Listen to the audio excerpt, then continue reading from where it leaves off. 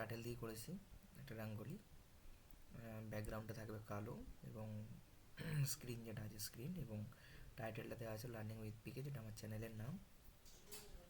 এখানে কী কী কালারগুলো নিয়েছি, পেন সাইজ কত, স্পিড দিয়েছি, উইথ কতটা থাকবে, ঠিক আছে।